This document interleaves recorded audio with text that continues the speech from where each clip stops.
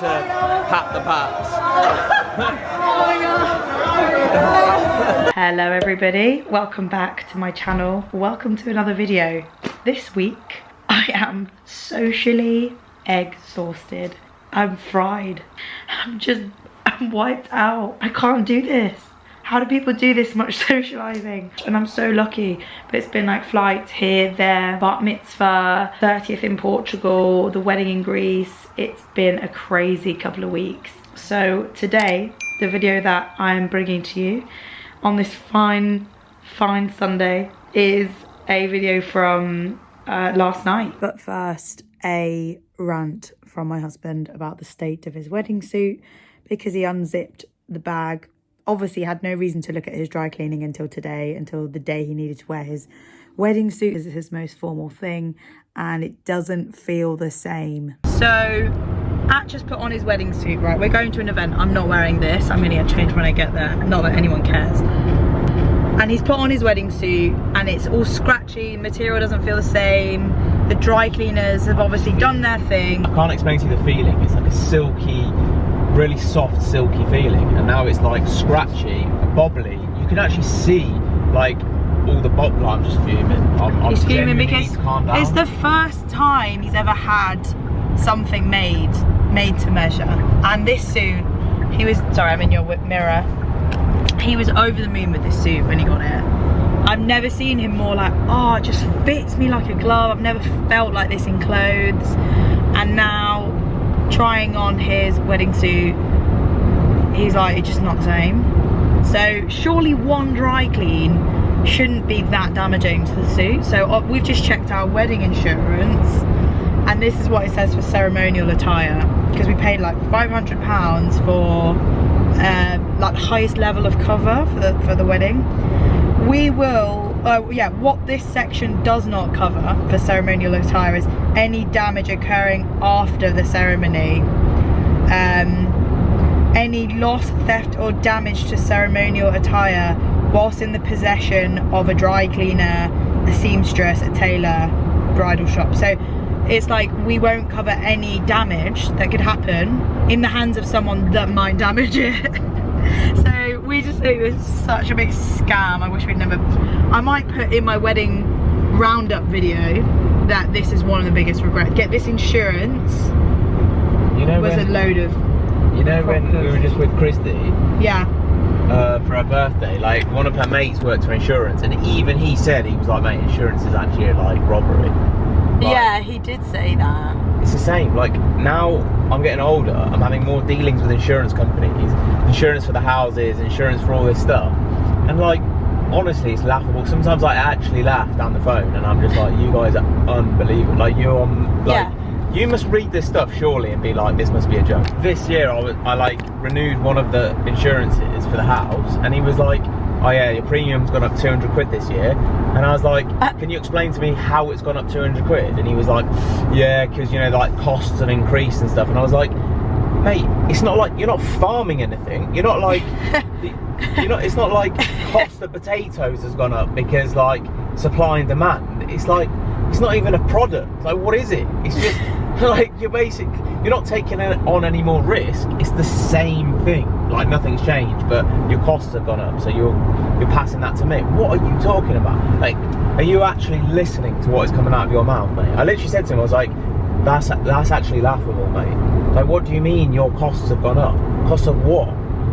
Like, you're not paying out. Like, most people have insurance and never claim. So, you know what it should be? Like, the less you claim, like, your rates should just stay the same. Yeah, that'd be good. Like, I'm not even asking to like for the rates to go down, just the rates stay the same if you don't make a claim. Yeah. If I made like 10 claims, yeah, like, and I pay the same, then I'm the one that's benefiting. If I'm not making any claims, but other people are just claiming left, right and centre, I'm the one that gets punished because my rates go up. Okay, this is a big rant. Enough. On the bright side, we are heading to a Bat Mitzvah. It's our second ever Bat Mitzvah. Same family, different child. I don't get emotional about like this, a lot of things, but insurance, and I just think, like, when you put the suit on this morning, you were just didn't really put you in the right frame of mind to go to this because you were fuming. Oh, look at this absolute arsehole, right? Oh my god, you see what he did that? Yeah, wheelied onto his, like, wheelied, I think that's a globally known word, wheelied like that and then cut people up. Idiot. That's the type of person that gives motorcyclists a bad name. I'd love to be able to pay for you to have another suit one day because you loved Richard George's tailoring, didn't you? You loved how it felt. I'm going to text Rich and say, like, obviously you get your suits dry cleaned, like, not all the time, but I got it dry cleaned after the wedding because I was profusely sweating and dancing around and stuff. Yeah. But he does get his suits dry cleaned, so it shouldn't be an issue. So I'm just going to say to him, I'm going to be like, do your suits come back, like, as nice as they were? And if he says yeah, then I'm going straight to that dry cleaner on Monday and I'm going to go absolutely in. I'll be like, you cannot sit there and tell me, like, I'm literally telling you how amazing this was, and it's not the same. The moment I put it on, I was like, well, one thing I noticed is that, you know, that orange bit that men sort of get around the neck, and women sometimes, of their shirts, they're from sweat and deodorant or whatever, the orangey yellow that's not still gone there. And I was like, my yaya gets rid of that from, like, shirts. She used to get that out of all of our shirts growing up. And I was like, the dry cleaner didn't even get rid of the yellowy orange bit. I think you got unlucky, really. I just don't want to come across as, like, entitled or fuming, but you are fuming. Well, I wouldn't say you're. I don't mind coming across as fuming. I hope no one. Well, actually, I don't really mind. But do you know what? I'm just mad because, like, yeah, at the end of the day, it was my wedding suit, and, like, it's got a lot of. It's just whatever. When something means that much to you, like, for instance, my wedding dress had red wine spilt on it at the end of the night, so red wine covered the whole dress. It happened at the very end of the night, and I was kind of like, what can I do? You know, I had a great wedding. And then the dry cleaner said that is the worst wedding dress. Like, that is the worst one I've ever seen. Like, the dirt on it. It was a rainy day as well, so covered in dirt. The bottom was black. And then the red wine stain was huge. I had to take it to 2 different dry cleaners to get it out. And it's gone, but I feel like you can kind of still see, if you know it was there, you can still sort of see an outline. But it's a difficult one, isn't it? Because it's got sentimental value. And for your suit, you were hoping to wear it again and again and again and again. Like today, going to this very formal event, wedding suit, perfect. Yeah, I can't exactly chuck on my wedding dress again. This is a bit extra. Although I'd have loved to wear it to something, but there's just no appropriate occasion to wear your wedding dress to. So it will just sit in the wardrobe. I did go to, so Naomi, my makeup artist and friend, she has got her wedding dress on a mannequin in, like, a glass box in her bedroom. And it looks quite cool. She's got, like, lighting in the box, and it does look really cool. And I was like, I kind of would like to do that one day if I had the space. It was quite nice. We made it to central London and we are walking to the synagogue. I'm trying really hard to walk at a speed in these heels. Sorry. It's okay. Ash is good at dialing it back and letting me take the lead. But I'm just aware that the arrival time is now. Well, the ceremony starts in 15 minutes and we're 2 minutes walk away, and I just want to not be like, I don't want to be late either. Not that entrance. This is the West London Synagogue. Okay. Nice being in London again. Yeah, it's nice, isn't it? I can't remember the last time.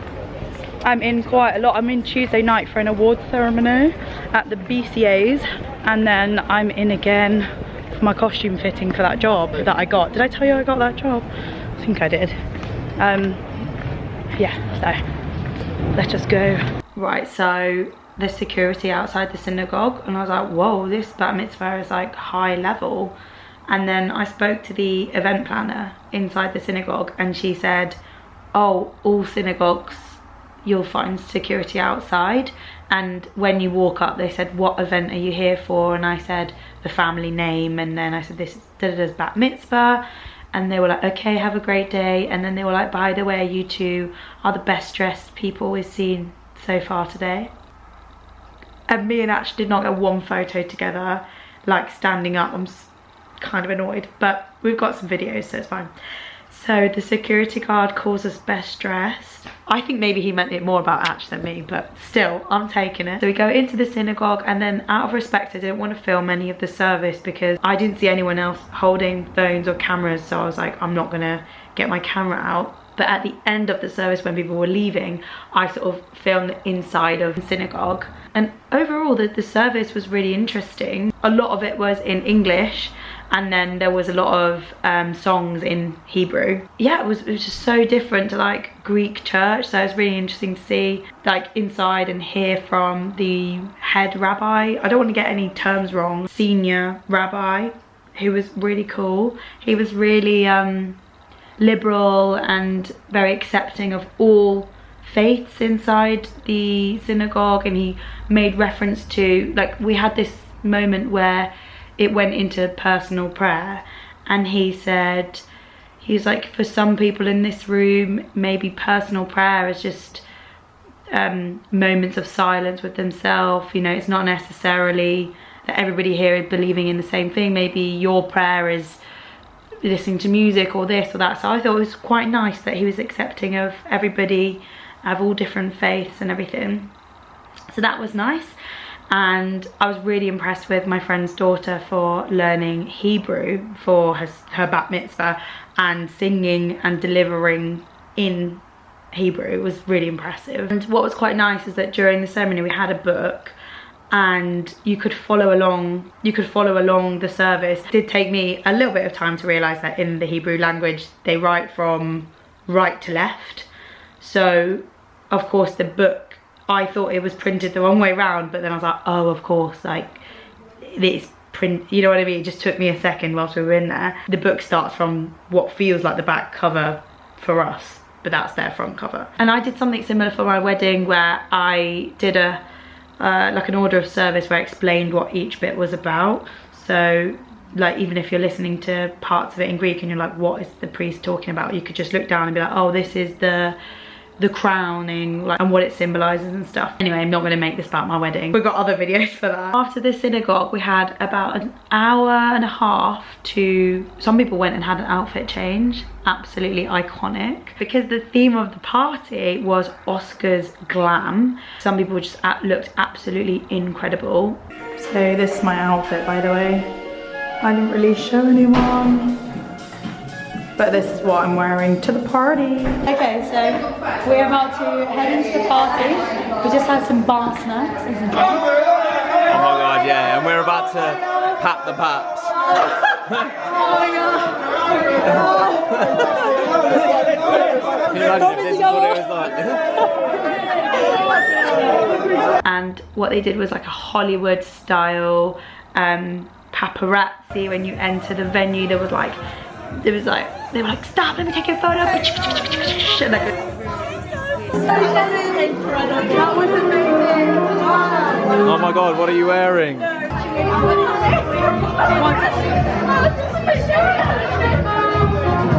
my gosh, it's a gold carpet. That was a great walk, great walk.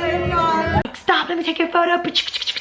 Like, it was really, they got actors in, they got human statues playing Oscars, they got hair and makeup station where you could go and get a top up and you get a tattoo. I got a tattoo of the, I was about to call her the birthday girl, the girl whose Bat Mitzvah it was. So I got her name and her face tattooed on me, and then we got these like gems on our eyes. I might have some pictures of the gems that I got put on.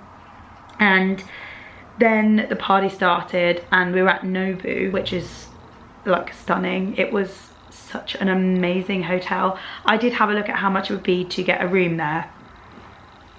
You guys don't want to know, like, it was a lot.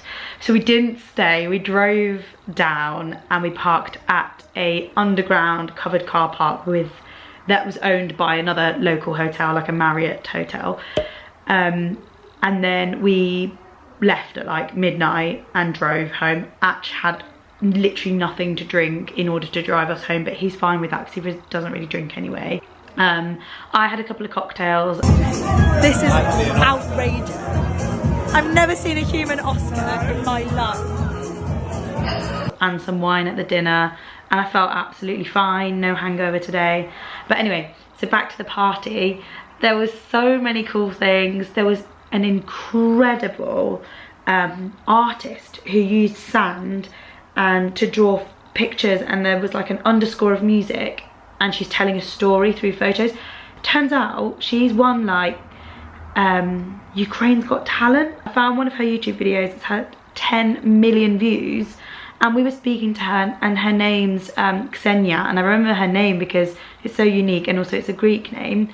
And she was telling me and Ash that we're gonna have beautiful children, which was so lovely. We were like, okay, thank you. She was incredible. Like, I might have some videos that either me or my friends have shot on our iPhones of the stuff she was drawing. It was unbelievable talent, like blown away. The guys who were dressed up as the Oscars, they came out and did like some crazy like balancing, calisthenic routine. It was so good. I think I'm saying that right. You know what I mean, don't you, when like it's incredible body weight work. Insane. This was so amazing. Like, the food was great. Oh, the starter was sashimi and the main was black cod. I really hope I took a picture of the black cod. So sweet. Try those tomatoes. Sorry. They're so amazing. Sweet? Yeah. It was just really nice as well to be reunited with Christy and Shu, even though I had only seen them like a week before in Portugal for Christy's 30th. But that was nice. We were all hanging out, all three girls, and our connection to that bat mitzvah is that all three of us have worked for Kelly, who's the mum of the girl whose bat mitzvah it was. So that's our connection. Yeah, so there was like singing, there was dancing. It was an epic night. It was so fun, and yeah, it was a lovely experience getting to go to Nobu Hotel as well on Portman Square, because I've kind of wanted to visit for a while. Like, I'd seen it online, sometimes it pops up on my social media. I just loved it. I thought it was beautiful.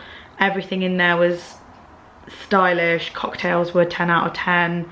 Food was great. Yeah, so would love to stay there one day as well. Yeah, so that was the bat mitzvah. Second bat mitzvah I've ever been to, actually. Correct me if I'm wrong, but I believe it's a bat mitzvah if it's a male, and it's bat mitzvah if it's for a female. So like, I think that I'm saying that all correctly. I'm sure if I'm getting it wrong, there'll be people in the comments that will let me know, and I welcome that. Overall, I am completely burnt out at the minute, and it's probably the best and most privileged type of burnout I'm feeling right now. It's been 2 weddings. It's same man, love saying that. 2 weddings, the Portugal 30th, not next week, but the week after I'm going to Mallorca for a filming job for an airline, which is a fun little job, like 4 days. I'm just pleased to be taking the work right now. I'm happy to be keeping my diary busy. So much going on with property stuff at the minute as well. Just trying to get on top of things.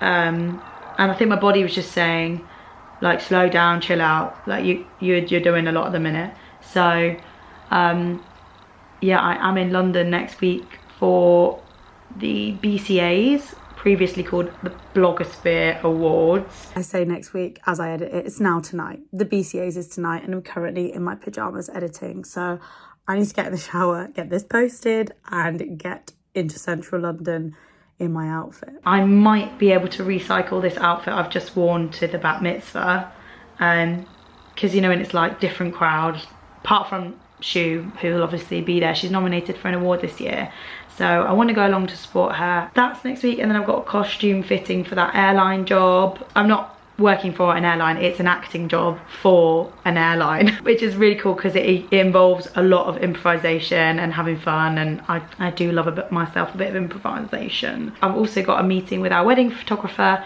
to go and see all our wedding pictures, so that'll be a nice treat to sit down in the studio, and he's got a really cozy place in Warwick, and we're just going to go through the photos and look at them. Also, we've had the wedding video back, so I need to have a look through that and review the wedding video. There's quite a lot of wedding homework. And the photographer from Greece has sent me like 1,000 photos, and she wants me to pick 100 of them to put into a book that she's gonna like print and stuff and send over here. So I need to look through all of them. I want to also mention a really exciting event that I went to the other day in London, which is called the Mamia Party. Mamia the Party, and it was at the O2, and it was really fun. I was invited there by the Greek Tourism Board. They invited my friend Shu, and Shu kindly extended the invite to me, and it was really nice to get to know the team from the Tourism Board of Greece. There was also other creators there as well who I met that work in travel and blogging and just in the travel industry. And the show was fantastic. So basically you go into this taverna.